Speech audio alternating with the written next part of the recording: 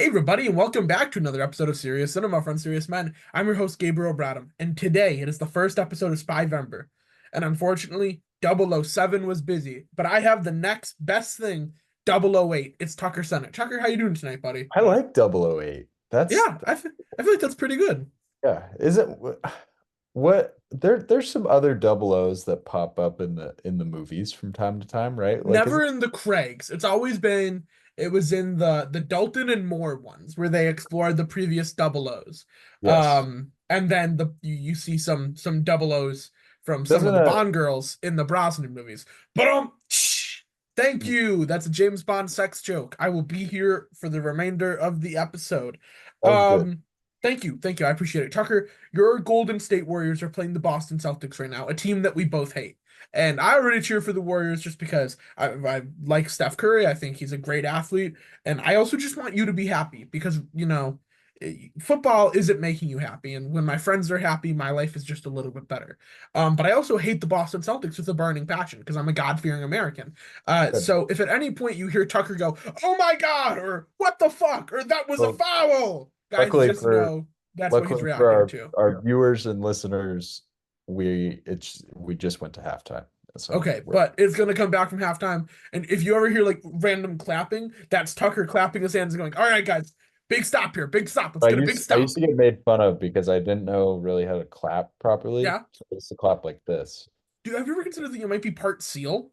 Yeah. R R R R R R. That's you essentially. So I used Um, stuff like that. Now I don't. I kind of just don't really clap I that much. like do like this, like I do two Lego hands, then I just kind of jam them together.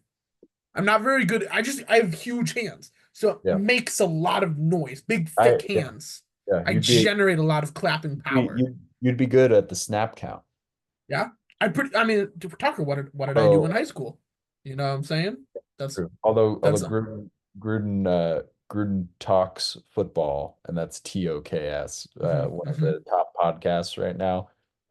He believes that we need to get back to proper quarterback cadence. As we should, because I don't want to hear Yeah. this. Here we go. Not even Like, that. It's just that he doesn't even like the clapping. He just wants proper cadence, like SpongeBob, or I don't know what's another good one. Omaha. Just yes, just Omaha was always the best. I have mean, some. Tucker, Here we go.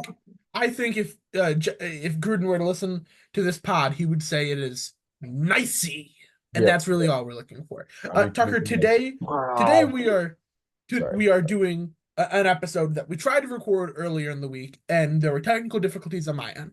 We are doing a Spyvember tournament, the best spy films of the 21st century. But we quickly want to say, if at any point you hear us say like, "Oh, as we previously mentioned," and that's more of a me thing, I have a tendency to do that. And you go, "Wait a second, they didn't mention that. What are they talking about?" Just know we discussed it on a previous episode that is sitting at the bottom of the podcast graveyard. And by podcast graveyard, I mean the When hard we're drive of my laptop. when we're like whatever the equivalent of the Oscars is for podcasts, when we win those and release the lost episodes as like a Mhm. homage to our fans, you'll know what we're talking about. Absolutely. That's There'll like be a a brief period where there's just silence as Tucker and I trying to figure out how to use the movie tournament site or just the tournament site actually yes, Challenge. yes. Challenge, which has been the bane of my existence for about 4 days, and that's okay. Now, what is the bane of some people's existence and the boon of others is the show Stranger Things. And I think Tucker and I kind of fall in the middle. We, enjoyed the first two seasons, then it kind of became a Ghostbusters ripoff and kind of lost me. But Stranger Things season 5, the end of the show is happening. We've gotten some pictures of adults trying to be children, and we've also got the episode titles. Now, Tucker, let's do two things. First off, when you sent me a picture of the adults trying to be children, I sent you a quote from one of the greatest scholarly minds of all time. Could you just read that quote and say what it is a reference to? Let me I've forgotten. Let me pull it You're up. supposed to keep our conversations up at all time. You're supposed to, Tucker, Okay. you should treat our conversations like you're Gabe said, Wolverine. Gabe said, quote, "Fuck them kids, bro. Look around at life."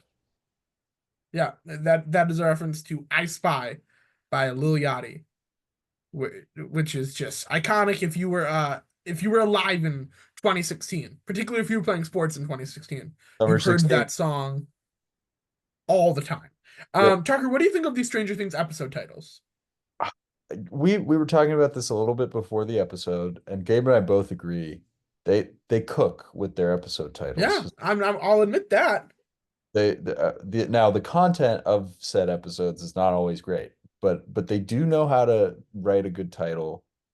I will say, like, yeah, sometimes the marketing for this show can be a little bit cringy, and just Hmm. like the show itself can be cringy, but they get me like paying attention. So Hmm. so credit to them for that. And they Uh, always do a great soundtrack. they They do they do always do a great soundtrack. they do I mean, at the end of the day, it is kind of an homage to the 80s. Mhm. So they they're doing everything right with that. And I will definitely watch the last season, if for anything, for just curiosity, because I want to see how it ends. And I think it's good for the cultural zeitgeist when It there's is. things, because Yes, usually we get a viral song, and as long as we don't get a meme that makes me want to bang my actually I'll use a current events film reference for this. Spoiler alert if you haven't seen the movie Smile 2. But if we get a repeat of the Chrissy wake up meme hmm, or something of that nature, I will, like the main character in Smile 2, whose name I don't know, stick the microphone through yep, my eyeball yep, and yep, yep, yep. that's That movie had some pretty gnarly moments, we haven't done a podcast about Smile 2 because there's really nothing to say about it. But I'll say the kills in it are always sweet. You know what else is sweet, Tucker, is the fact that we're a long way from the border of Mexico, and we got such a long way to go. So we'll ride like the wind, ride like the wind. Days of Thunder 2, Tucker. Could you explain what Days of Thunder means to me? How I go to bed thinking of Days of Thunder, how I wake up thinking of Days of Thunder. Gabe is in a perpetual state of delusion where he truly thinks that he is Tom Cruise in Days of Thunder, and My name is Gabriel Cole Trickle Radham. I am Carrie Elwes trying Yeah, to. no, you're Nicole Kidman. I don't know how to break it to you, buddy. Oh, okay, okay, that. Which was a relationship that worked Okay, out can I totally just be fine. can I just be Duvall, and then it's not. It depends. Are you going to tell me Rubbin is racing? Yeah, Rubbin is racing, son. Robin is racing, son. Hit the pace car. Why am I hitting the pace car? You hit every damn thing, every other damn thing out there. I want you to be complete. Yeah, I love that movie. For anyone who doesn't know, Days of Thunder is just this incredible movie where Tom Cruise wants to be a NASCAR driver and he has no experience doing it, and he somehow becomes really good at it. And Robert Duvall is coaching him, and you got like John C. Riley is the pit crew, and it's all great. Carrie Elwes is initially on his team, becomes his rival, straight up tries to murder him. Cole Trickle, Tom Cruise, has to go to physical therapy. He meets Nicole Kidman. They fall in love, and he's back for vengeance against Carrie Elwes. Wesley has got to go. Days of Thunder rocks. What also rocks, or who also rocks, but he might be kind of a what? He seems to be some sort of mystical force, is Robert Pattinson. His next movie coming out, Mickey 17, directed by Bong Joon-ho. It's been delayed to April 25, but I think that's a good thing. And it well, was I just thought of something about this, Gabe. okay, sure. Share your thoughts. What starts shooting in early 2025, Gabe? The Batman. The Batman Part 2 with Matt Oh, Reeves and Robert who's gonna be Pattinson. who's gonna be very busy shooting the comic book film of the century and not have enough time to do a marketing campaign Uh, for its Did latest. Robert Pattinson make it to Avengers Doomsday? That's awesome. Good for him. It's nice to see a hardworking actor get a role in something he deserves. I'm kidding. It's G.I. Joe's versus Transformers is going to be the biggest comic movie ever. I agree with you, Tucker. That is probably why it is. But I also just I don't see why this movie was pushed to January, especially because January is Dumpyuary. And so it would have been cool to have something nice to talk about in January, besides doing our, top 10 movies of the year list and our January, favorite performance of the year list. January is a TV month. It is a TV month. I'll be busy with Linus season 2.5 and Reacher season 3. It's gonna be a great time for me. By the end, I'm just gonna be a police investigator I don't know how to tell you. Also, Something that that other also doubles as a special forces operator. well, you don't be telling everyone, Tucker. That's the issue. Another small thing, MJ, the Michael Jackson biopic, directed by Antoine Fuqua, who also directed the film The Equalizer and an even better film, The Magnificent Seven. It's been pushed back to October. I think this movie is really good. I'm going to be honest. It seems like it's really good because pushing this back is putting it into the Oscar window, and Tucker will be there. He is going to be in a red tight suit like Oh, Eddie Murphy in no. Delirious. That's kind of what Tucker's going to be wearing. He's going to be wearing one glove. He's going to be grabbing his balls and going hee hee as he moonwalks into the auditorium. I'm excited. I think it's going to be good, and I agree with what you said. I think this indicates that they think it's going to be good, or at the very least, they think it's going to make a lot of money. I've seen people on Twitter saying Miles Teller is cooking here, and just Oh, like, yeah, of course he is. For anyone who doesn't know, Miles Teller plays Michael Jackson's lawyer, and I don't want to. I don't. I feel like you can't spoil a biopic, but he didn't necessarily help Michael Jackson make the smartest decisions. Sometimes you encourage people to get a monkey, and that's not necessarily a good thing. Maybe. All right, Tucker, Quentin Tarantino. He's been on a roll recently because of course he has, talking about how Joker 2 was incredible, talking about how he refuses to see Toy Story 4 because Toy Story 3 is one of the greatest movies ever made. He claims that Toy Story 3 is a better movie than the movie he released in 2012, Django Unchained, which maybe it is. I don't know. I don't want to like litigate and compare those two things. And Quentin Tarantino has said that the movie Pig with Nicolas Cage is the best film of the last 5 years. I'd like to remind everyone in the last 5 years, Quentin Tarantino released a movie called Once Upon a Time in Hollywood that many would call a masterpiece. Tucker, how do you feel about that quote? I'm just curious about your thoughts here. I can never tell. Like, I know he's kind of serious, but I can never tell if it's like in an effort to just get his name back in the fucking mix, or if he's like actually that's his actual opinion. Yeah, Because well, he is very compelling in his arguments. I will give him that. But like some of the shit he says is insane. But he backs it up with like pretty solid takes, like his Dunkirk take. yeah. Very good take. I respect that take. But it's just like, what? Pig? You don't Into fucking get it, Tucker. Okay? Lotso McStuffins was running fucking daycare like a goddamn camp, a prison camp. Okay? Toy Story 3 is essentially the fucking Dirty Dozen. You don't get it every time. And now he's doing the pipe. Like he was on Bill Maher and was doing the pipe, and you're like, Quentin, I don't know if that's a good look for you, man. Sherlock Tarantino. yeah. Yeah, I don't know if I agree with it. I think Pig was pretty good. Nicolas Cage, good at acting. Don't know if I'd say it's one of the best movies of the last 5 years when we got stuff like The Trial of the Chicago Seven, Tenet, let's see, Dune Part Two, Oppenheimer, some good stuff. Yes, Tucker. Yeah, I mean, I would say there's probably 15 to 20 to 25 to 30 movies that are probably better than Pig. I would say there's at least 50 because the last 5 years includes 2019, and then there's probably about 15. Crawl is a better movie than Pig, and Quentin said Crawl was the best movie of 2019. Okay. Crawl is a better movie than Pig, and I stand by that. That's where he loses me a little bit. No, you don't. You're not a Gator boy, okay? If you were one of us, if Fair you're enough. part of the Fair enough. Gate, there's a All right, all subsection right. of the Gabe gang. It's the We've Gator gang, and you're not we've in it. already done exactly what he wants us to do, which is talk about him. So we Okay, fell into this trap. that's true. We did. Target. This next thing is just something to monitor. We don't have to really dig into it. Steve Okay. McQueen is apparently rumored to direct Bond 26. That's coming from a film journalist who is a little bit shaky. He tends to get some things right, some things he doesn't seem to have the best journalist integrity. That's all I'm gonna say. I think Steve McQueen, if you've ever seen the movie Widows, fantastic director. I think he'd be perfect for Bond. I think Yeah, Widows is the best probably example of what he could do for a Bond movie.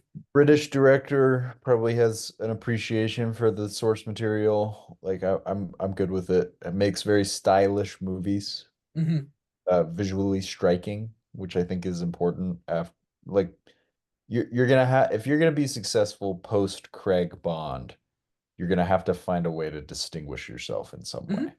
So I agree with you.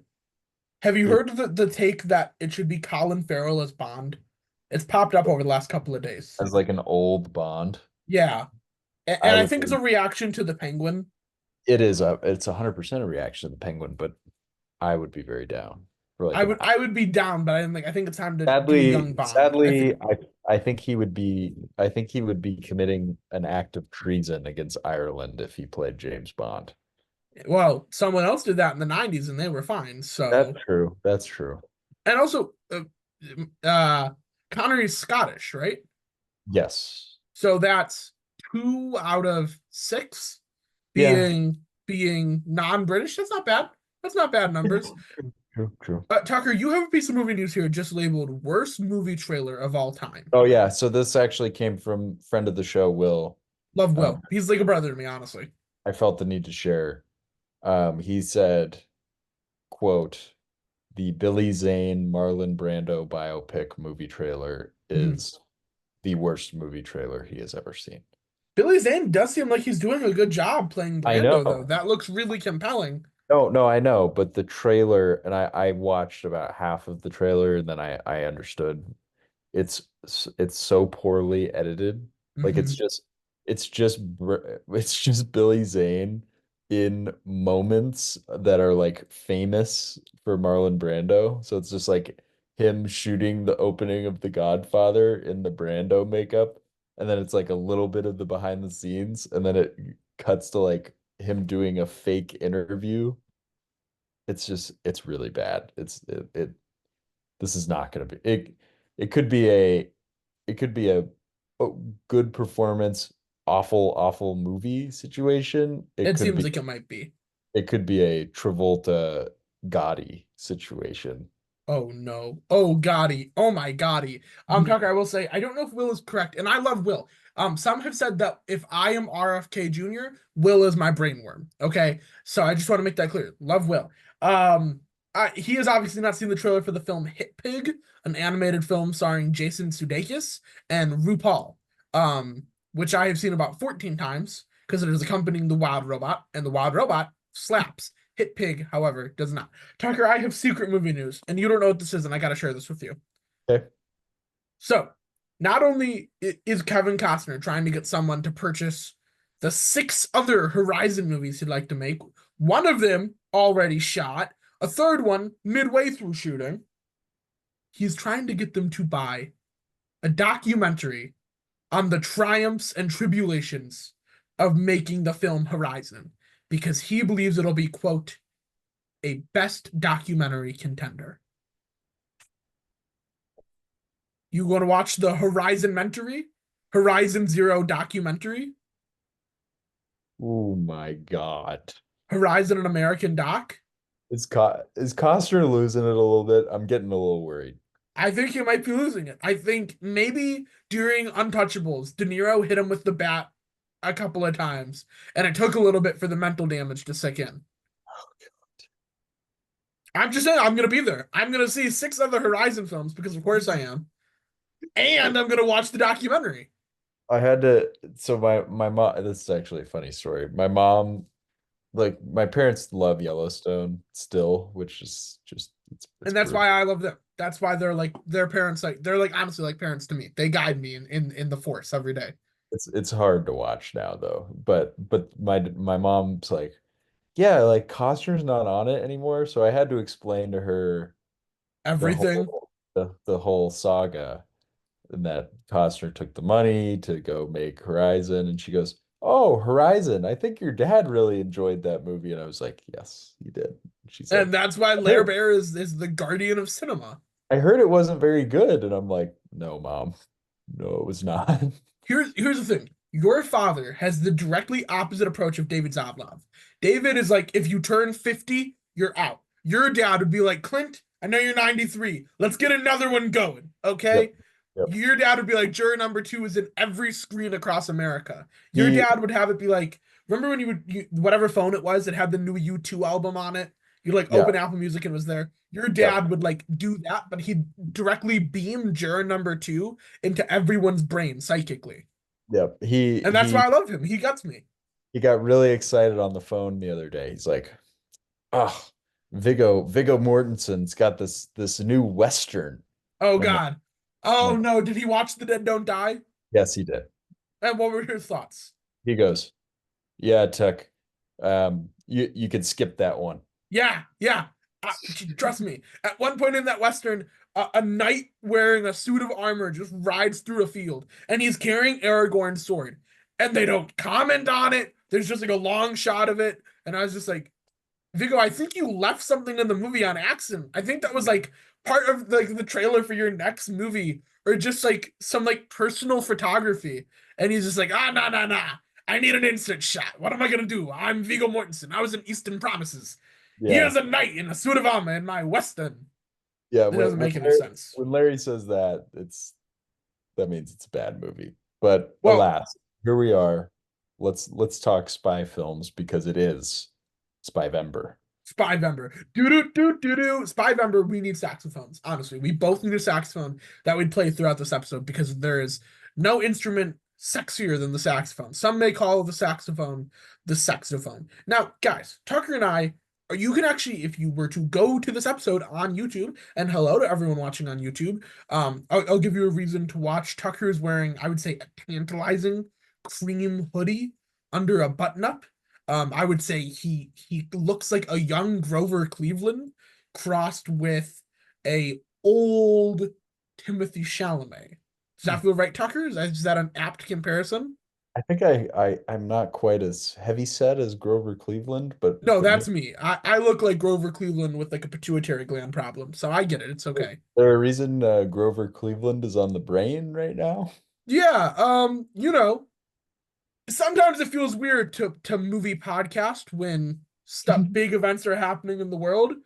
And I think our job for the audience is to be a place where they can turn their brain off. Yep. And I'm happy about that. I'm happy about that too. So, guys, we have a bracket here of the 32 best spy movies. And here's how this works. Two films have buys because we consider them the two best spy films of the 21st century. That is Mission Impossible Fallout and Skyfall. And the Oh, reason so we we got did a that, got a play-in round now. yes we do. It's just how it shook out. Okay. The reason we did this is because when we did the first version of this episode, uh Mission Impossible Fallout and Skyfall went together in the first round, and Tucker was then just done with the entire episode Yeah, after having to choose. if you wanna in real time see me or hear me have a stroke, then we'll have to release that episode at some point Like we because said, podcast graveyard, it will happen at some point. But the way Mhm. it works is we quickly debate between the two of them which of them we like more, and then we get it going, we get it started, and we're gonna have a lot of fun. And we're starting with two spy comedies, and I actually think this is a fantastic way to start. I should say this seating was randomly generated, so this just happened how it happened. So if you guys are like, I feel like I was deprived of getting to hear Red go against Mission Impossible Dead Reckoning because those are two films of equal quality. And that's actually something that Tucker has said to me before. Well, just know is randomly seated, so who the fuck cares? And we start with Spy Kids versus Austin Powers Goldmember. Tucker, my initial gut reaction here is Spy Kids. Yes, Tucker. is there a way to make it full screen, Gabe? I should be able to full screen it. Let's take a look at that. Oh, if I click that full screen button, it seems to work. Man, I, look at that. I feel tremendous relief now. Spy Kids and Goldmember. This is a great matchup. Spy Kids for the kids, Mhm. Goldmember for the slightly older kids or very immature adults, Sure. both of which I have been and am. Mhm. Um, for me, this is a pretty easy one. I'm going with Goldmember. Oh, I'm Um, going with Spy Kids. Are you kidding? oh shit, I think Goldmember is the weakest of the Austin Powers films. I agree, but I think the issue is I I like think it more than Beyonce is very good in the movie. okay, okay. If you give me one compelling pro for Spy Kids, I'll concede here. Spy Kids created a new generation of spy movie fans. It Okay, takes all the stuff that's cool about spy movies gadgets, a couple action scenes, using your brain, getting into deathly situations and having to get out of them.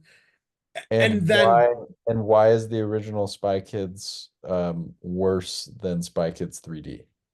well, the original Spy Kids does not have the grandeur of Sylvester Stallone playing five different Sylvester Stallones. You have Brainy Stallone, he plays them like Smurfs. You have Brandy Stallone, there's a Scottish Stallone. I wish I was kidding, wish I never saw that before. I believe at one point there's a Chef Stallone, but I could be making that up. And then George Clooney, just like one of the greatest, most charming, great actors of our time, is like, I'm the president, but also, I'm a bad guy, I'm George Clooney. And everyone was like, who do you owe money to, George? What happened? What you need to know is that's 2006. Tucker, in 2007, he's nominated for Best Actor from Michael Clayton, where he gives his career best performance. It wasn't a good time for him. But Spy Kids 1 is pretty great. I do need to touch on Spy Kids 1 has the greatest gadget of all time, at least for fat asses like me. There's this like bag of what looks like microwave popcorn. It's got like a McDonald's symbol on it. And they put it into a special microwave. And then bada bing, bada boom, realest guys in the room, how you doing? The microwave makes a beep and they pull it out and it's a full Big Mac meal from McDonald's, including like a cup of what looks like the coldest Diet Coke of all time. Hmm. And it is incredible, and I've wanted it ever since. It's easy bake oven. Um, if I had that, I would just simply end up becoming the first person killed in Seven, except John Doe wouldn't do it to me. I would do it to myself. I don't think, You would be in Super Size Me too. yeah, Super Gabriel me, and I'd be down, honestly. And then you would be Super High me, which is a far inferior sequel. Um, I think Goldmember does have some funny moments. Obviously, that I think the Tom Cruise cameo at the beginning is great, and then the scene with the shadow in the tent is one of the funnier like bits in the Austin Powers movies. But ultimately, Yes, I think what you see here is just every joke is kind of played out, true. and it just doesn't fully work for me. But if you want to have an argument about it, we can have an argument. I'll be okay. I will make one last point. Okay, Michael Caine. I'll make another point. Antonio Banderas and Carla Gugino. I And I concede. think I I think concede. Cheech I Marin. concede. I concede. Okay. Did you ever want to be a spy kid, Tucker? Did I ever want to be a spy kid? Yeah, I feel like every kid did. Yeah. I never wanted to be a spy kid, actually. I wanted to be the one who just eats the McDonald's in Spy Kids. That was all I wanted. I had low dreams and low ambitions for myself. Okay, Um, we spent a lot of time on that play-in matchup. Well, look, it's gonna happen. Tucker, let's work from the bottom up. Just 'cause I think that's more fun. It's kind of a deviation. So we have No Time to Die, the film that, started our podcasting journey together, and A Most Wanted Man. My gut reaction here is No Time to Die, but we don't want the list to be too Bond heavy. I know you're a big A Most Wanted Man fan. Do you agree with me about No Time to Die, or do you want to make your A Most Wanted Man pitch? A Most I Wanted think pitch. I think No Time to Die is better. So I'm in agreement with you. I will say I love a good John Le Carre adaptation. Yeah, And I Most just think Wanted there's a Man. far superior one on this list. Yes, there is. There absolutely is. And if you enjoy Philip Seymour Hoffman, give A Most Wanted Man a watch. It's his last movie that he ever made before he Mhm. died. And he gives a very, very good performance. So I it's was thinking about this today, Tucker. yep. I Philip Seymour Hoffman was never afraid to wade into the pool of IP, and he passed away right before Marvel became the biggest thing in the world. Yeah. I genuinely think Philip Seymour Hoffman would have been great in Marvel. Who do you think he would have played? Do you have a Definitely theory? definitely a villain. I don't Oh, know. absolutely. He would have been a good hmm. He honestly would have been a great voiceover actor too. Hmm. I don't know Ultron, that. maybe instead of Yeah, Spader. yeah, that would have been fun. But just in general, like I feel like he could have been a very good animated guy, Hmm. Throw him in an Incredibles movie or something. Oh my gosh, that'd have been awesome. He would have had a lot of fun with that. I don't know that if that would have I don't know that that would have been his thing, but I would have been very open to it. my crazy pitch was I would have really liked to see Philip Seymour Hoffman as General Thaddeus Thunderbolt Ross and let him be the Red Hulk.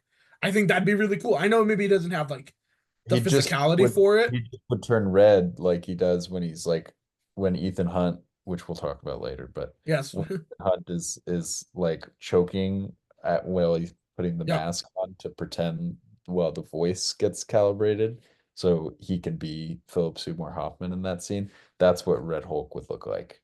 I agree. Really quick thing I will say about No Time to Die, and I'm glad we're moving it forward.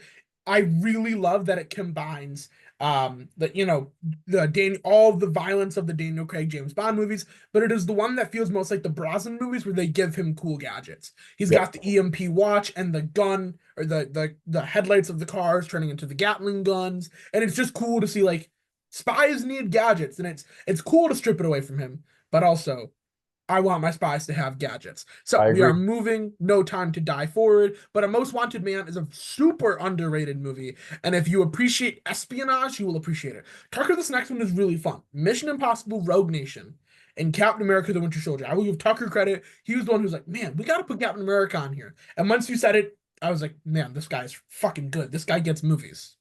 It is it's this was the period of Marvel where they were taking chances and doing genre movies, which And I is thought, Winter Soldier not one of the very best of them all? oh, 100%, 100%. And I wish Marvel would get back to that a little bit because the most fun I have with individual characters for Marvel movies are when they're a genre movie. Yeah, Uh, absolutely. and Shang-Chi is just a straight up 70s martial arts movie. yeah, It's just like, yeah, I'm so down. There's a reason I've seen that movie like 42 times since it came out 3 years ago. that is a good one. That is a good one for sure. Um, I I don't really think like Winter Rogue Soldier is Nation. better than Rogue Nation, though. I really like Rogue Nation. I I I converted Gabe to that one. You did. That is I sometimes I have a I instead of going, I haven't seen this movie in a while. I should just shut my mouth before I talk about how it's not good because I remember it not being good. I instead just go, yeah, I remember that not being a very good film. And I I sometimes I think just pull my head out of my ass. yeah, you probably should. I think for the sake of variety and for the sake of all the other Mission Impossible we have on here, I think we go with Captain America. Can we go Captain America? Listen, here's maybe the sell here. Captain America is bookended by two great set pieces. Yeah, I And then agree. there's a great one in the middle. Rogue Nation, and it's because they ran out of money, They and ran it's out of okay money. because they completely redeem it with Fallout. Rogue Nation opens with one of the greatest movie scenes of all time, but then, and my voice just cracked horribly. I'm so sorry for everyone who heard that. But then they're like, box. He's in a box. We got him in a box. And Tom Cruise just stares at a guy who's in the box. He's like, you're in a box, and I'm not. I'm Ethan Hunt. Um, I agree though. Let's move Captain America forward. That's fun, Tucker. I like that we're having fun. This is great. I will say, Tucker, your actor was Sean, who plays Solomon Lane. What's his name? Sean Harris. Yeah, it's just incredible in this movie.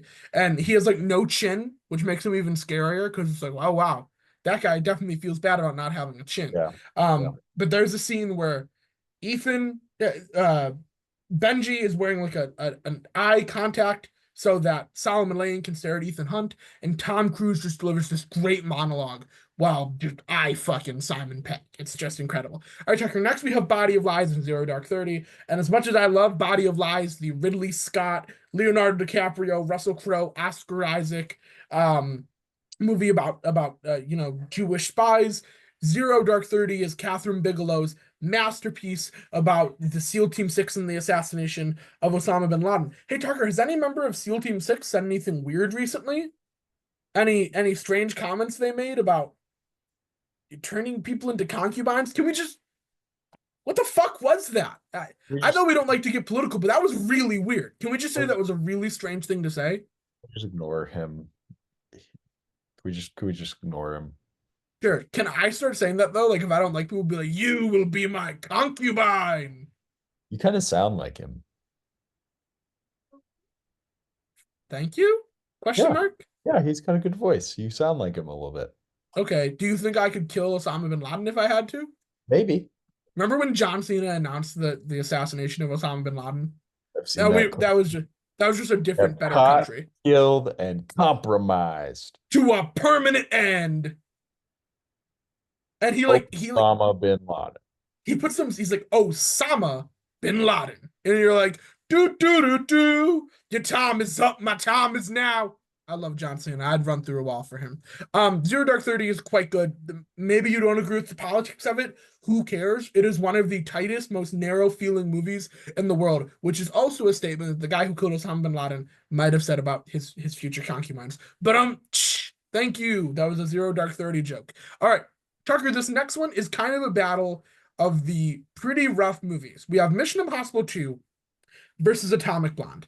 Now, Atomic Blonde has a couple incredible fight scenes, but it's a really weirdly put together movie. It's edited strangely. It's got a weird script. It's kind of weirdly directed, and James McAvoy gives what I think is a career worst performance, and he's still okay because James McAvoy is this crazy to say? Is James McAvoy the most underappreciated actor currently working in Hollywood? I think he may be. I think he is up there. Even Speak No Evil, a movie that we saw the trailer for 47.5 million times, he turns in a pretty solid performance. He is the reason that movie is a 4 and not a -4. But Mission Impossible 2 it's just a straight up bad movie. They let John Woo make a Mission Impossible movie, and you would think it would turn out well, but it just doesn't. It's a lot of a long haired Tom Cruise and Thandie Newton with a bunch of doves. It's weird. It's not hard boiled. It's soft boiled, barely Yep. boiled. Yep. It's a Barely. rotten egg. It is a rotten egg. I think Atomic Blonde is the winner here, just because Mission Impossible 2 is a really bad movie. Yeah. Hey, Charlize in Mission Impossible would be really cool. We got to make that happen. All right, Tucker. Next we have this is a fun one because these movies are both like the exact same filmmaking quality wise, Okay. but the vibes I think on one of them are better than the other. I agree. Spectre versus The Man from Uncle. Now, The Man from Uncle features a performance by Armie Hammer where he's really chewing and biting and eating up the dialogue. And we all know he loves to chew, He's bite, and eat. he's not bad in this movie. I No, know, he I isn't. know. He's a little bit hammy. I'll be honest. Yes, yes, he goes a little hard with the accent, but I will say, like, he's basically playing based on the original show what is a Russian caricature. So Yes. in a lot of ways. So it's like, Just the biggest issue is he and Cavill play the wrong characters. Cavill should have been the brooding Russian, and Armie yes. Hammer should have been the charismatic American. They're just However, playing the Cavill, wrong people. Cavill is really good as He's Napoleon. really fun. He's really fun, and Cavill's gonna be good when he accidentally drives a VW Beetle into too small of an alleyway and it's pinned there, and he just goes, "All right, out the window," and you're just like, "Yes, Henry Cavill, my guy." Is that opening like sequence one of the most fun Guy Ritchie opening sequences? I think Ooh, yes.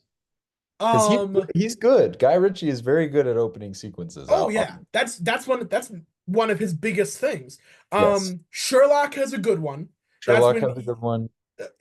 actually Sherlock 2 also has a good one. I don't like saying good things about that movie. Which Ministry of Ungentlemanly Warfare has a good one. that's true. That's true. Operation Fortune Ruse de Guerre has a good one. What a movie. What a movie that came out and was made by What Guy is the Ritchie. opening of Wrath of Man? I can't Oh, that is remember. Jason Statham killing Post Malone.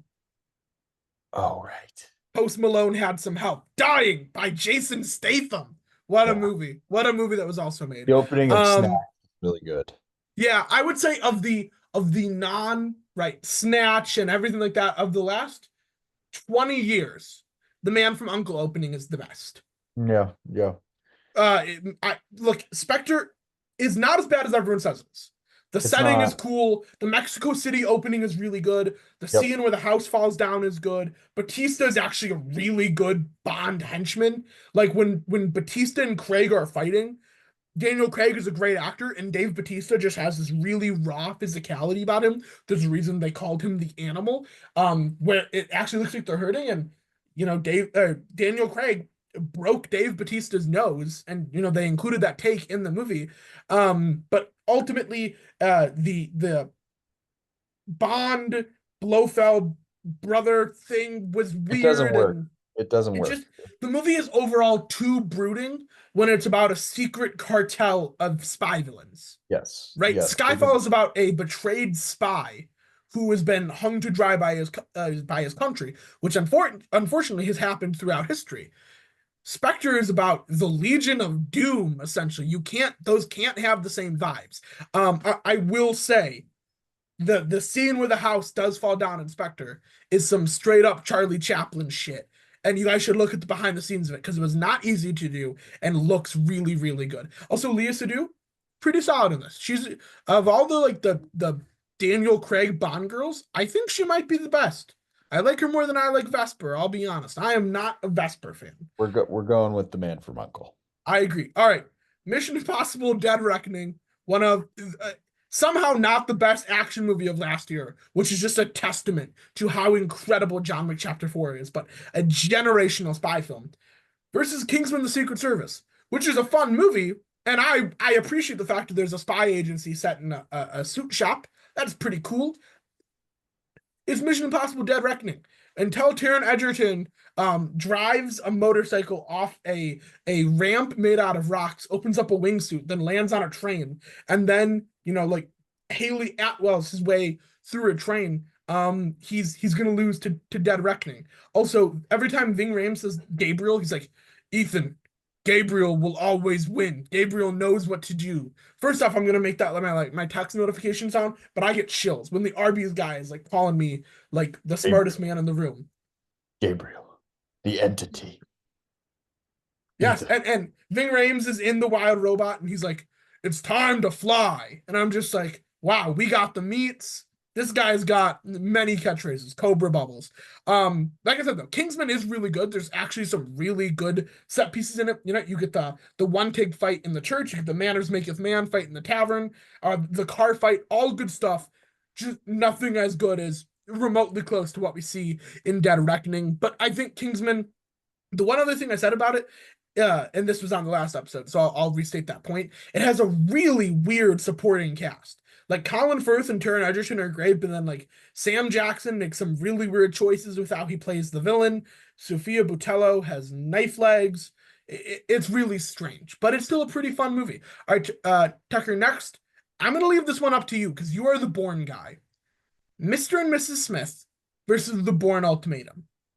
I don't know which one we do here. It's pretty easy for me. It's Born Okay. Ultimate. Born Okay. Ultimatum is a Is that the third one? Is that the 2007 one? third one. It has maybe, I mean, far and away the best opening in the franchise with the train station Hmm. chase, tradecraft. I very few, there's not a franchise that does tradecraft better than Bourne. Like I agree. when he's on the phone with people and he's like, go right, turn right. You're so locked in. It's incredible. It's incredible. Yeah. And you get the scene in this one where it's like if you were he's talking to David Strathairn. Great villain in this movie, David Great Strathairn. spy movie guy. Yes, yes, with those glasses and those kind of like that kind of squinty face he gets when he's being challenged. He's like, activate the asset now. And he's awesome. But And this was before Bourne was like, yeah, we're doing super spies. We're doing super soldiers. We gave yeah, them a serum of some kind. no, A no, movie that peaked with the phrase, Jesus Christ, it's Jason Bourne. yeah, This movie does have an incredible stunt where they just had a stunt guy jump off a balcony and break through a plate glass window. yeah, that shit is And it just, and that fight scene is one of the grittiest fight scenes ever, where it's just yeah. like every punch. And I know Gabe doesn't like the shaky But camera. this is the one that has the least amount of shaky cam. I It has agree. a really, it has I think this might be the best Bourne. I think we talked about on the previous recording of this. I think it's this is the so good. best. This movie's incredible. They Absolutely. also this one they bring Bourne back to the U.S., which I thought was cool. In the previous two movies, he's going all across the globe. He's coming back to where it all started. Yeah, yeah, Um, and we get the, as I alluded to, we get the, if you were at your desk right now, we'd be having this conversation face to face, and then the music kicks in. It's like, yes, it's just It's pretty solid, and this is the minimal amount of shaking him. Now, next we have Skyfall versus Bye, and to Bye we say bye bye bye bye bye like an NSYNC song because obviously that's how buys work. But next we have Red, standing for Retired, Extremely Dangerous, starring John Malkovich, Morgan Freeman, Bruce Willis, um, Helen Mirren, and is there anyone else in that? Am I missing anyone? Brian Cox, Oh, yes, yes. Versus Tinker Tailor Soldier Spy. Richard Dreyfuss also in that. Oh, yes. Um, Red has some pretty fun moments, including where a really coolly shot scene where a police car drifts.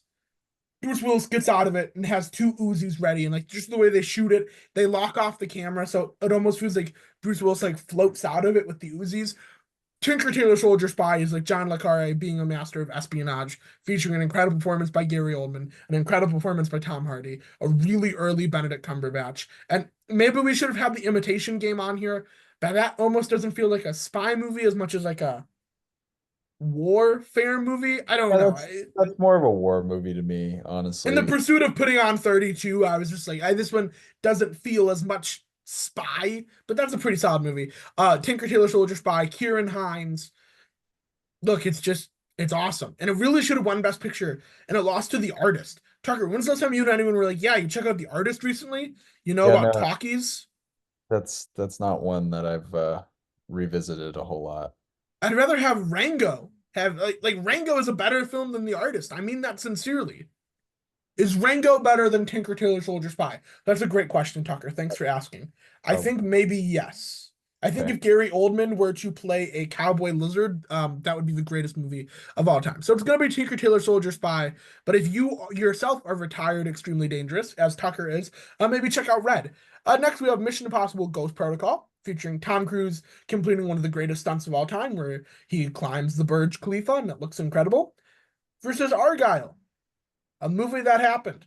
It's Yep. Ghost Protocol. Um, if you want to hear more about Argyle, listen to our worst movies of the year episode because everyone was like, "Oh, Madam Web is horrible." I would watch Madam Web while dragging my testicles through broken glass and rusty nails before I ever watched Argyle again.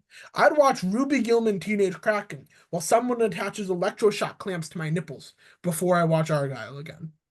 And I mean that sincerely. And that was not a request. Please, no one find me and do that to me. Um, Ghost Protocol, yeah, yeah. The Kremlin, the curtain of invisibility, that's some good stuff. Argyle, not good stuff. Barely even stuff. I would say that's not really a movie, actually. And if people were scared about AI taking jobs, don't, because Argyle shows why humans are needed to write scripts, because I guarantee you no human brain could have put out that shit. All right, next we have The Bourne Identity versus Bridge of Spies. This is another battle for the soul of Tucker Senate. Tucker, you get the choice here, buddy. I think Identity is a tremendous film. I think Spielberg's kind of uh soul journey into the spy movie genre is not his best movie ever, but it's successful in a lot of ways. Has some great performances, tells a very interesting story from a very, odd time in the United States. Just with the Cold War and the Berlin Wall. And yeah, I mean, Mark Rylance won an Academy Award for this, which I know is controversial. We talked a little bit about that when we recorded this the first time, but I really think it should have been Mark Ruffalo yeah, no, I instead. know, I know, I know, I know. We don't need to have the same discussion of it again, even though the people uh, didn't hear the first time. It's just unnecessary because you're right. You're absolutely right. Rylance is still really good though, and there's a He is, he reason is. he's nominated and won. So I think it's Bridge of Spies. As much as I love Identity, and many people consider Identity to be the best Bourne movie, um, I just think The Ultimatum is better.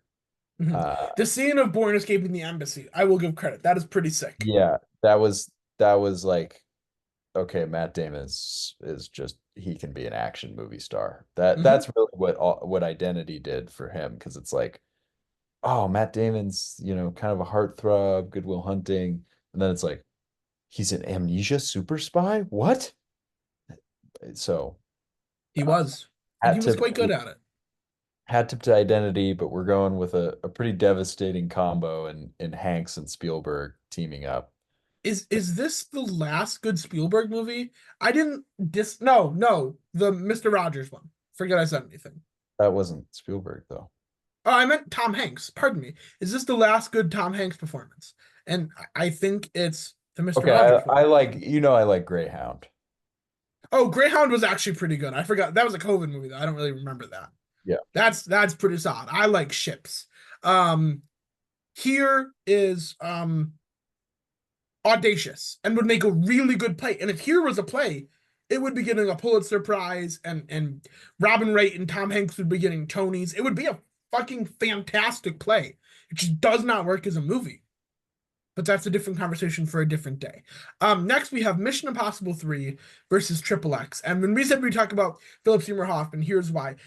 Philip Seymour Hoffman gives the single best performance in any Mission Impossible movie. His Probably. performance as the villain in this is incredible. Now, does the plot device in this make any sense? No, it's the rabbit's foot. It's like a biological weapon, kinda. But It's not explained well, and that's okay. It doesn't need to be. But no. Philip Seymour Hoffman is a great villain. Here's the thing with Mission Impossible movies: they just wrote a plot device where they can just exposition dump on you. You know, the beginning of every movie is Ethan. There's a group of mercenary ex-spies who are now also fanatics. They're the apostles. That's not good, Ethan. And it's like, no, that isn't good. We gotta stop those guys. Um, Triple X is just Vin Diesel, who was like, yeah, you know how Fast and Furious is kind of a spy movie? I'm doing another one. And But it then was Triple X but it was State of the before Union. Fast and Furious. Sure. But like Like all Vin 30, Diesel will ever be known for is like 20 years before. So no, no, I don't think it was. well, before Mission Impossible or fuck, before Fast and Furious became a spy franchise. Oh, that is fair. That Yes, that's Fast what and I mean. Furious becomes a spy franchise. What Fate of the Furious when it's like fully spies? Yes. Yes. Yeah, what a movie. It's Mission Impossible 3, which like isn't a fantastic movie. I Yeah, don't but love the J.J. Abrams directing. if I got my wish, it would have been Triple X State of the Union with Ice Cube and Willem Dafoe instead of Mhm. Triple X, and that would be in the finals automatically because Willem Dafoe leads a special group of special forces and takes over America in like Mhm. 10 minutes. Yeah. Any But plans to take over America yourself coming up no, soon? no, no, not without Dafoe. If Dafoe's in Yeah. on it, I'm there. I'm there. Defoe has a captivating performance in that movie. Not sure why he agreed to do it though. He was kind of in his post Spider-Man. I got to do one more villain. Yeah. His post Speed 2 cruise control, where he's Yeah. like, shit, I guess I should do something else. All right. Quantum of Solace and Tenet. It's Chris Nolan. It's Chris Nolan all the way. We live in a twilight world. I don't know what the fuck that means, but like I'd run through a wall. Pattinson, really good in this. John David Washington, really good in this. Elizabeth Debicki, really good in this. So before the Batman, right after this came out, I was like Pattinson 100% has to be the next James Bond. Like Mhm. not even a question. And then the Batman came out. I'm like, okay, he's busy for the next 15 years. So Yeah, we're we're we reached a healthy medium there as long as Aaron Taylor Johnson is the next Bond, and then we'll yeah. be good. Aaron Taylor Johnson, who's really good in Tenet. The reverse bungee jumping scene, incredible. The airplane scene, incredible. The catching the bullets, the car flip. All of it's really good. My favorite part is the kitchen fight. I think if movies have a kitchen fight, they're automatically like a full 1 star better. John David Washington comes in and goes, my hot sauce was supposed to be here an hour ago. And just the cheese grater and the meat mallet. Man, John David Washington. What a guy. The Equalizer. Is that a spy movie, Tucker? No, not Okay, because quite. I was trying to say, should we do an Equalizer full episode for Spyvember? I would have done it if you wanted to. That's all I'm saying. Um, all right, Casino Royale and Argo. Tucker, this is really fun. I would. What do you think it should be? You make your case. I'll make mine. Argo is Best Picture winner. It has one of Affleck's best performances, I would say. He's Mhm. really good. Some really fun stuff from John Goodman and Alan Arkin and Cranston in this movie. Um, Some good Victor Garber too. yeah, some solid Victor Garber. I will say it has one of my favorite movie lines of all time, and that Argo, fuck yourself. are go fuck yourself. Um, Goodman in particular just scratches a part of my brain in this movie as a Hollywood costume man Was that it was it Arkin or Goodman who was nominated for Best Supporting Actor? I think I'll look. art I'll look while you talk. might have honestly been both. It was it? That would have been incredible. Yeah. Um, Um, I think it was Arkin though. hmm. I know But this movie isn't like completely accurate, and people were like, actually, I would like it if Argo was completely real. And it's yeah, like, okay, sure, we're but that's having not those very fun. we're having those debates now again as Ridley Scott is telling historians to go fuck themselves with Gladiator 2 looming. But okay, I say all those things about Argo just because I know I'm not going to get to talk about Argo anymore because Casino Royale is a masterpiece of spy filmmaking. So that's It why it's the is. winner here. Here is something interesting. Ben Affleck not nominated for Best Director, pardon me. Bradley Cooper, who was nominated for Best Actor for Silver Linings Playbook, who probably should have won. He's really fucking good in that movie. Said, Yes. quote, Ben Affleck got robbed, and then that was reposted by Quentin Tarantino. Oh, So just interesting. It seemed like people really wanted Ben Affleck to get Best Director. it was a very good directorial outing for Ben. I Yeah, will. and produced by George Clooney. Arkin was nominated, not Goodman. Okay. But I agree. I think Casino Royale is just a masterpiece of a spy movie, and let's not blow everything we want to talk about it because I think it'll be going. Ooh, will it be going forward? That's a good question. We'll get back to it. All right. Next we have Denzel and Ryan Reynolds in just a classic 5 o'clocker two-hander red box special Safe House versus the Bourne Supremacy. Now, the Bourne Supremacy, I think, is the weakest Bourne movie. However, Safe House is not a very good flick. Yeah, it's Born Supremacy. I didn't even feel the need to speak. I will say, Safe House, real TBS classic. Yeah, Real TBS good one. Finally, guaranteed. Mission Impossible Fallout versus Spy Kids. It's Fallout. Sorry, Spy Kids. It's Fallout. Yep. You had a good run. You tried. Had a good run. You won your playing game. Good for you. And that's more than we can say for the Milwaukee Bucks currently. So that's something. All right, Tucker, let's knock these out because we got some good stuff here. Mission Impossible Fallout, The Bourne Supremacy. It's Fallout. Do we need to argue that at all? I think we're pretty confident on that one. No, Sure. no offense, Bourne Supremacy. There's a reason Mission Impossible Fallout and Skyfall got buys. Casino Royale and Tenet. Is it Casino Royale? We have a lot of Bond, and Tenet is like really fucking well directed. I Yeah, have an argument that it might be better it's directed than Oppenheimer. no. Not a better movie. I'm It's not saying Casino better Royale. movie. It's Casino Royale. Tenant's very good. It's Casino Okay. Royale. We don't need to have that discussion. Do you think it's that Oppenheimer is better directed? That's all I'm saying. Yes, I do. Than Tenet. Okay, 10,000. interesting. Okay. 10,000. Okay. Well, no need to get violent with me. No need to pull a gun out, Tucker. Just saying. Put the piece away. Mission Impossible 3 Bridge of Spies. I think it's Bridge of Spies, ultimately. Yeah, I would agree. Um, what is a better performance? Rylance in Bridge of Spies, PSH in Mission Impossible 3. It's kind of what you have more fun with. I mean, Rylance is kind of this, you don't really know, is he a spy? Is he not a spy? Like he plays his cards really well. He's very mysterious. Mhm, Philip Seymour Hoffman is like the embodiment of evil in this mhm. movie. It has so much fun with it.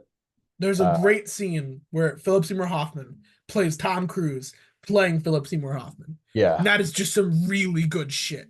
it's really Ultimately, good I shit. think Bridge of Spies is better, but I think Philip Seymour Hoffman is actually better than Rylance from Bridge of Spies. I will agree with you on that. but Bridge of Spies moving forward, it's so funny that after Bridge of Spies, Spielberg was like, "Hey, Mark, I really like making this movie with you. We're gonna make a new movie called the BFG." And Mark Rylance was fucking sure. You're Steven Spielberg. I'm not gonna say no. I'll play the big friendly giant. And it came out on my birthday, and it wasn't a very nice present. Mission Impossible: Ghost Protocol, Tinker Tailor Soldier Spy, both from the same year. I think it's TTSS. I think Ghost Protocol has some really good moments, as I mentioned, the Burj Khalifa, the motorcycle driving, the fight scenes at the end. I think is actually really underappreciated when they're like slamming each other throughout the. It's like a car park, but it's spinning. I don't know how I would describe that. I think it's a pretty solid end, but Tinker Tailor Soldier Spy is just like, hey, being a spy isn't really that cool. You're probably gonna get fucking hurt all the time. And yeah, that is what would happen if you were a spy in Her Majesty's Secret Service. But Ghost Protocol, the Burj Khalifa kind of completely changed the Mission Impossible series. That was like the birth of a new era. It's It pretty cool. was. And Renner is really good in Renner's Ghost really good. Protocol. I'd like to see Renner come back to Mission Me too. Impossible. I would love it if Renner was somehow the villain of it all. I'd be That'd really be down with cool. that. That'd be cool. No, Or it's Baldwin. He's back from the dead. I'm not going to make any jokes. No, I'm going to keep the jokes inside my head. Anyone who knows me and just saw the evil light turn on in my eyes, you probably know the I was joke. trying to bait you. I was trying to Yeah. bait you. And Tucker, I'm a master trapper. You're a master baiter. Yep. You can't bait me. All right, Goddamn Skyfall, right. Bourne Ultimatum. Sorry, Matt. Sorry. Love you, Matt. Ultimatum's really, really good. Skyfall Generational. is just better. Would you like to Uh, sing some of Skyfall for us, Tucker? this is the end. Hold your breath and count to 10. I might watch that tonight, honestly. As you should. Look, Yeah. in this movie, James Bond feeds criminals to lizards. They Yeah. opened up my Komodo, head and said, that's what he Komodo wants. dragons, to be Yeah. exact. Yeah. Big fan of that scene. That's a cool Can we scene. buy some Komodo dragons for the podcast? Yeah. Do we have that in the budget for this year? Expense that, yeah. Okay, sweet. Mission Impossible, Dead Reckoning, and The Man from Uncle. Dead Reckoning. Sorry, Yeah. guy. Yeah. Guy Ritchie has a lot of fun with The Man from Uncle, but Dead Reckoning is just so much better in a lot Can of we get ways. back to the use of Guy as a first name? Like my pastor, his name is Pastor Guy, Guy Fieri, Guy Ritchie. It's just I'm like good with that. if you look at Guy Pierce, you look at your son and you're like, you're just vaguely Hey, guy. masculine. Exactly. It's just Guy. I I I think we could got to get back to that. I could get down with Guy. Maybe I'll name my kid Guy, and What if I then name my son Gabriel Joseph Bradham? So he's not a junior. He's got, and everyone calls him Guy, but he knows his name is Gabriel. Yeah, you want to be Uncle Tuck to Gabriel? You that's could a be. there's a lot going on. Does Guy have any biblical connotations? Well, there's guys in the Bible, Tucker. Many of them, actually. There you I go. can I can name some right now. Check. Noah, Moses. Okay, we're good. We're good. You got your biblical connection because there's guys in the Bible, so I you're named two of them. That's pretty solid. yeah. Adam, that's three. I mean, Jesus, he was a guy, pretty important Yep. guy actually. Yep. Atomic Blonde, Zero Dark 30. It's gonna be Zero Dark 30. Sorry, Concubine King. Actually, no, congratulations, Concubine King. I'm still never gonna get over that. That's gonna be so Epic Rap Battles of History, for anyone who doesn't know, who's young, was really big when Tucker and I were like 12. And now they kind of don't do anything except they do a presidential election one every year. Every year we're electing a Every president. every election they do one. Let me rephrase. So every 4 years. Um Tucker, will the concubines be brought up in 4 years from now in the next one? I'm not sure, but maybe. Okay, we should do an epic rap battle history. Gabe Bradham versus Tucker Summit. I think that'd be some good stuff. I'm essentially Eminem in 8 Mile, which is the best movie from 2002, and I stand by that. I stand on business. All right, finally, Captain America: The Winter Soldier and No Time to Die. Whichever one, I don't want to spoil anything, Tucker, but I think it's fair to say whichever of those two wins, does not beat Zero Dark 30.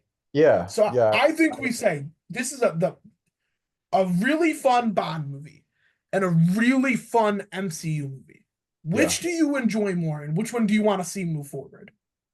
I think I enjoy Winter Soldier just a little bit more. And I know I'm gonna get some hate for that, but it's like I think it's a Marvel movie that takes a lot of risks and Mhm. really like laid the foundation well for the future.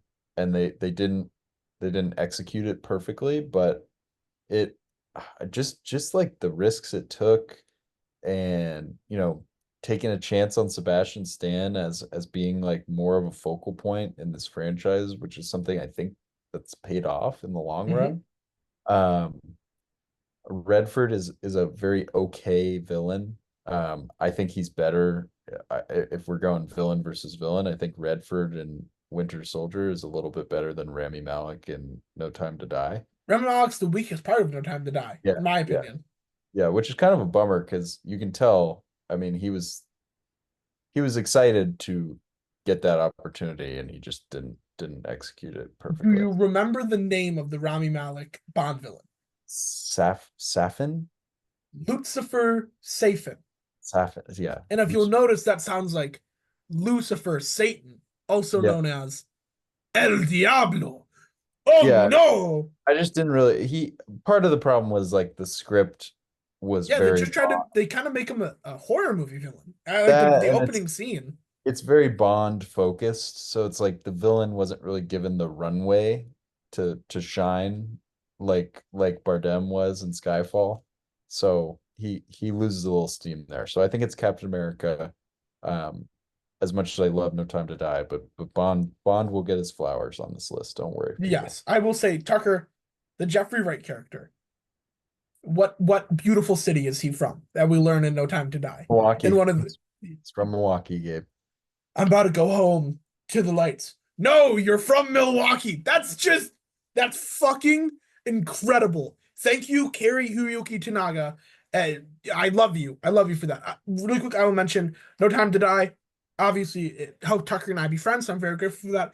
It also has one of the sickest shots in all the James Bond movies where Bond turns around and does the Bond shoot, and normally he's like encircled. And this time, instead of having the circle graphics come up, it's like steel circles. It looks really cool. It's hard to describe. It's badass. We're having fun, Tucker. We're cooking. Um, do you like No Time to Die as a song? Is it good?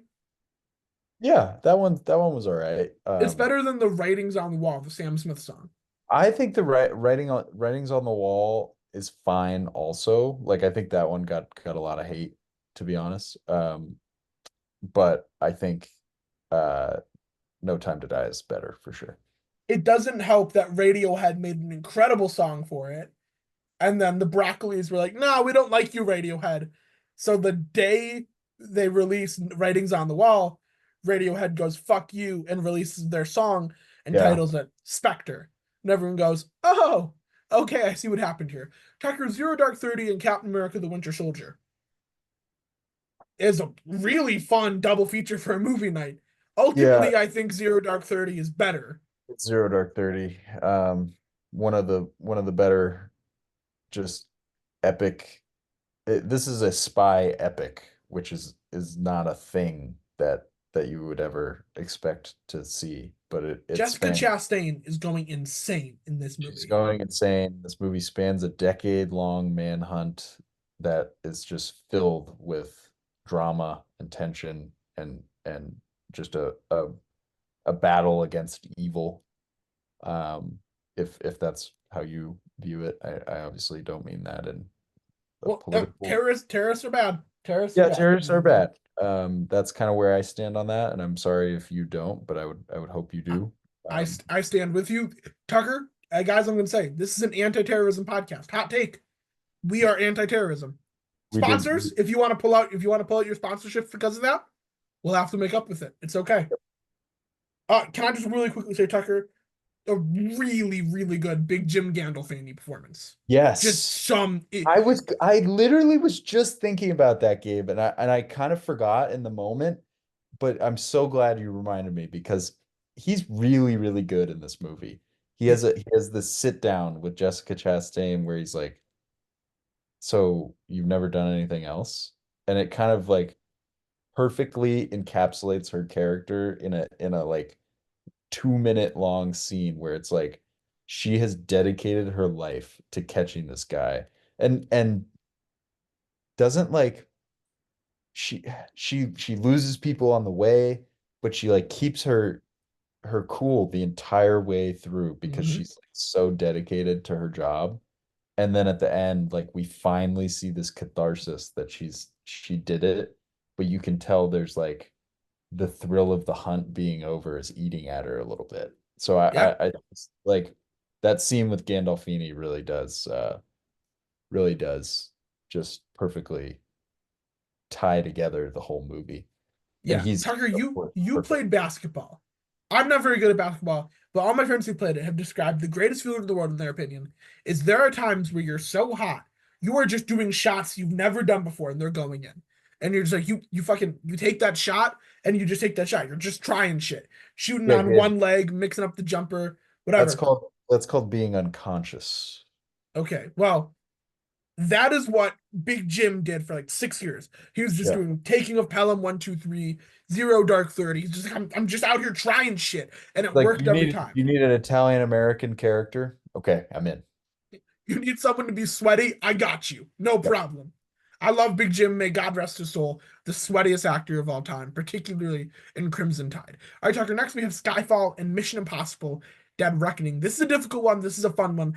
Ultimately, I lean Skyfall, but it's closer than you may think. I think in the Closer than you next might 10 think. years, you are going to see a big shift of not just you and I, other people finally realizing how impeccable Dead Reckoning is. Yeah, I think when the next Mission Impossible comes out, we'll kind of do what we did with Fallout when Dead Reckoning came out, where we were like, everybody's kind of doing their rewatches of the franchise, and we're like, God, this is such a good movie franchise, including this movie that came out like a year ago.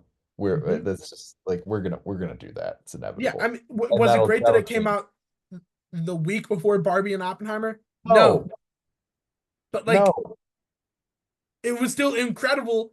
The close quarters fight in the alley, the fight between Ilsa and Gabriel, where like it's really good storytelling in a fight, and you don't see that very often. no. My favorite little part of this movie. There's a scene, and the plot of this movie is essentially there's a rogue AI called the Entity, and Ethan wants to destroy it, while every nation in the world, including the United States of America, wants to get their hands on it. Well, the Hmm. Entity hacks into Ethan's comms as Benji, played by Simon Pegg, is trying to give Ethan directions. And it locks Benji out and then replicates Benji's voice and is like telling Ethan where to go and leading him into a trap.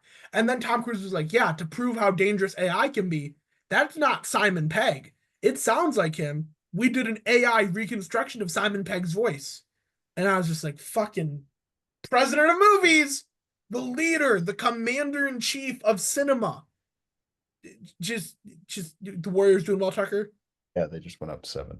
I love the Golden State Warriors. I love them. I love them, and I love you. And I love Skyfall. So I'm sorry, Dead Reckoning. I think Skyfall is just ultimately better. I agree. I agree, and I think Skyfall will be one that we're gonna be seeing towards the end of this Tucker, do podcast. you like Heineken? I remember there was the huge buzz because there was the I big do. promotional thing I where they actually get Bond to drink a Heineken. so initially Heineken's a weird one because when you're first starting to drink beer, you think it's very yucky. Same with most Dutch beer, people don't Okay, like when they're first starting to drink beer because it just has this kind of more distinct bitterness to it, I think is how I would describe it. sure. Um, like you kind of have to try it to know what I'm talking about, but um, it's I went through like I started drinking more Stella, who I think Stella's also done a Bond campaign at one Maybe point. maybe Inspector. I can't remember, but the Stella's done a campaign with some film franchise. I can't remember, but I once I started drinking Stella, then I started drinking Heineken, and it kind of just you once you're used to it, it's a good beer. I just don't. It's not one that I would ever go buy, you know. Okay. One beer for the rest of your life. What is it? You don't Uh, have to say Miller Lite, but I'm just Ko- saying some would say it's from the cradle of beer, Kona Brewing Company, the Big Big Wave. Wave. People love that one, dude. Yeah, yeah, it's nice. It's very smooth. It's not like super heavy, so you can drink a lot of it if you want to. I don't know. Um, Do you know what the Mango Cart beer is? It's called uh, Mango Cart. It's apparently huge in California. Was no, just added on tap at work, and people are losing their fucking minds. And okay, I think I've made about 30 of them in the last like 2 days. okay. So, and that's $17 beer. So 30 means a lot. Um, okay, so it is Skyfall moving on there. Bridge of Spies, Tinker Tailor Soldier Spy. Tucker, I'm letting you choose this one. You put on your dad hat. Here you go. I once got you a hat that says "Best Dad Ever" on it. Still Now have it I know you do because you're a good at man. home. I know it's at your parents' house, but reach into the ether, put it on, let it power you, and tell me what you're choosing here. It's Tinker Tailor Soldier Spy on the back Okay, of Geo here. Geo just with a simply better performance. Really good tradecraft in this movie. Really good intricate plot that kind of it's a slower burn for sure. It's not for everybody, but it just works really well. And should have won Best Picture, obviously. when all is said and done, will Gary Oldman, when he passes away, will he be considered a top 10 actor of all time? Up there with I like the think I Laurence mean Olivier, Marlon Brando, etc. I Not think not that's like a superstar, because Gary Oldman has never really been a movie star, but he I is one of the greatest actors ever. I think when he's done, I will hold him in the same vein that I hold Daniel Day-Lewis. Okay, wow. Wow. Could you imagine DDL and Geo in a movie? That would be really cool. I almost think I feel like they would never do that because they'd both be Yeah. out acting each other. That would Yeah. be the most insufferable film set to ever be on. Yeah. What do you mean you're both only in hammocks the entire time and you have to be picked up and carried to set? What the fuck? And Gary Oldman's like, it's part of my process. And Didi, I was like, if it's part of his process, it's part of my process. And they'd both say, fuck you at the same time. And I'd go, okay, whatever you guys want. I don't get paid enough to do this. Finally, Mission Impossible Fallout, Casino Royale. This is a difficult one. Ultimately, I think it's Fallout. I think Fallout, the Halo dive and the bathroom fight scene and everything Cavill is bringing to the picture. Um, I think it edges just a little bit. I think Skyfall is better. Fallout, like Casino Royale, is really good, but ultimately, I Yeah. like Fallout more. I think it's Fallout. I think Fallout is just a masterpiece.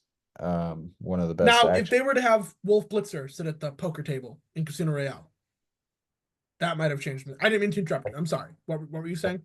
I no. I mean, Wolfie moves the needle for sure. That's just an incredible scene. It has like 10 of those level of or 10, it like absolutely plays every hit that you want from a Mission Impossible movie. You know what I mean? Yeah, Like and I you get the masks, you get classic hijinks, bait and switch stuff. You get just it's just awesome. It's like you get tremendous action, you get crazy ass stunts from Tom. mhm. It checks all the boxes. Even the plot is very entertaining. So here's my question for you, Tucker. I'm gonna take my two favorite fight scenes from two of my favorite action series: bathroom fight scene in Fallout, the weapons antique store fight in John Wick Chapter 3, right, where he puts together the gun, he's got the hatchets. Which of those do you like more? I think in terms of creativity, like in weapon usage, John Wick, in terms of just choreography, like what little dialogue there is and just like facial expressions throughout a fight, it's the bathroom. Yeah, the bathroom fight scene where Henry Cavill locks and loads his arms. If I ever were lucky enough to play in the NFL, that would be my touchdown selling. I've decided I would figure out how to do that, and that would be my thing. All right, we have two just fucking incredible matchup here in the semifinals, starting with Mission Impossible Fallout and Tinker Tailor Soldier Spy. Tuck, I think it's Fallout, man. I know I, we love TTSS. I think I know what this final is going to be, and we're yep. going to agonize and struggle with it. That's not to say Tinker Tailor Soldier Spy isn't impeccable.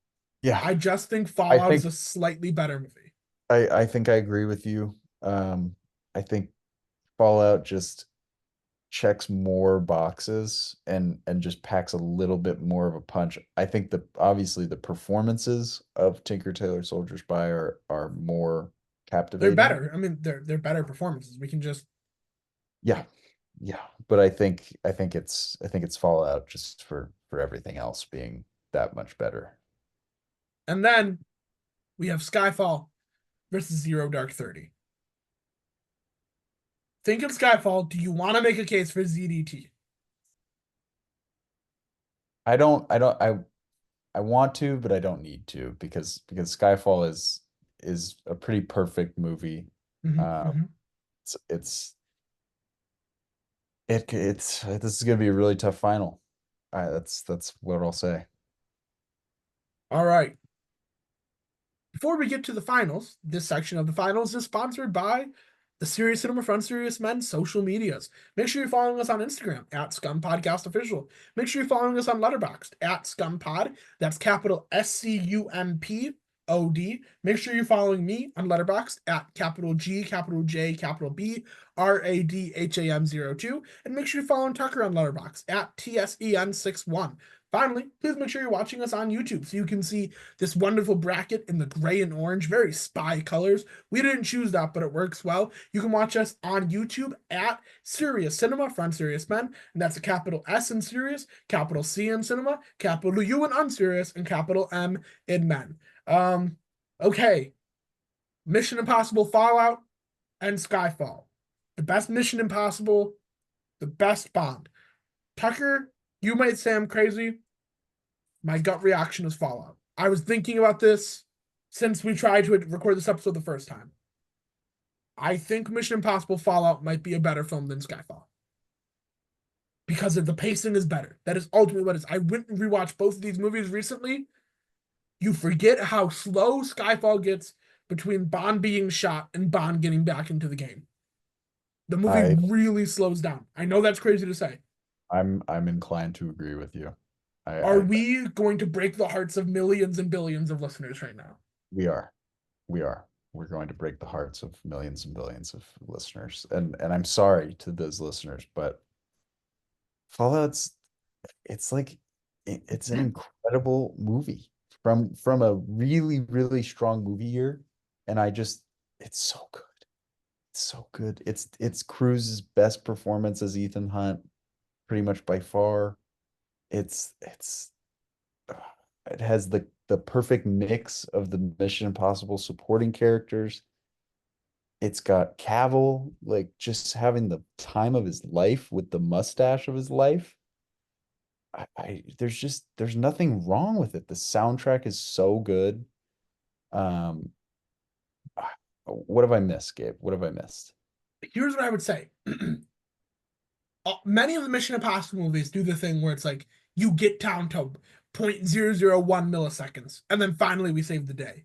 None of them does it effectively as Fallout, where Ethan has to find a remote, defeat John Lark for it, and he has to stop it with his teeth. Literally getting out of something by the skin of his teeth. And Chris McQuarrie, because he's a fucking genius director, decides because it would set off a nuclear bomb. He decides to open the scene of Ethan saving it with blinding white light, and you realize, nope, it's just the sun. We're not nuclearly irradiated. Um, Angela Bassett really good in the movie. Baldwin really good. Like I said, Wolf Blitzer. Also, it just explores Ethan as a character. Maybe not as good as Dead Reckoning, because Dead Reckoning is like Ethan will never make the right choice. But Fallout begins with Ethan fucking up. Mission Impossible Fallout is the movie where it's like Ethan Hunt is not infallible. He makes mistakes. In fact, he makes many mistakes. And I like that. I like Ethan Hunt making mistakes. It's a much more enjoyable film. I think it's Fallout, Tucker. I know that's maybe crazy to say, but I think it's Fallout. I agree. I think it's Fallout. Wow. This is God bless America. Mission Impossible Fallout has won the Spyvember 21st Century Spy Movies Tournament. It's a good world we live in, Tucker. And now the prize that we're giving to Mission Impossible Fallout. That actually, because we don't have any contact with Tom Cruise and Christmas Quarry, the audience can have, is we'll give it a streaming recommendation. Tucker, do you have a movie or a TV show or a song, whatever you'd like to recommend, that you think the audience should check out that is on streaming? And where can they find it? Everybody should go watch YouTube highlights of the Golden State Warriors defeating the Boston Celtics in the TD Garden to move to 7-1 on the season. I would run through a wall for the Golden State Warriors. I would really like it though if the Milwaukee Bucks could get their shit together, because they have not done that and they're breaking my heart. Was that your actual recommendation, or did you have something else you wanted to say? Sorry, I'm responding to some texts after the clock hit zero here. We think catch up on the Penguin for the season finale next week. Yeah. Okay. Well, I was going to say I was gonna say Shooter, the Mark Wahlberg. What kind of movie is Shooter, Tucker? The Bob Lee Swagger action film? I don't know what It's it an is. action thriller. Sure. But because of recent events, I don't think that's a good idea. So instead, I will say a goofy movie that never gets enough credit. Midnight Run from the late 80s, Robert De Niro, Charles Grodin. Robert De Niro plays a bounty hunter, Charles Grodin plays a mob accountant who De Niro has to get to, to the hands of law. And it's the funniest De Niro has ever been. Now, Tucker has convinced me that the Meet the Parents series is pretty great. I have nipples, Greg. Could you milk me? Is maybe the greatest sentence Robert De Niro ever said in his entire career of movie making. And he did say the iconic, "Are you talking to me? I know you're not talking to me," from Taxi Driver. But ultimately, I think Midnight Run is just one of the funniest movies that De Niro has been in, and it just showcases his versatility as an actor. Directed by Martin Brest, who then after that directed Pacino and Scent of a Woman. So he did like Beverly Hills Cop with Eddie Murphy, which is like a great movie, and Beverly Hills Cop 2. And then he was like, and now Scent of a Woman. And everyone was like, okay, whatever you want, Marty. Anyways, Tucker, thank you so much for potting with me and tournamenting with me and adjudicating with me. I always appreciate it. And audience, thank you so much for listening. We'll see you next time on another episode of Serious Cinema from Serious Minds.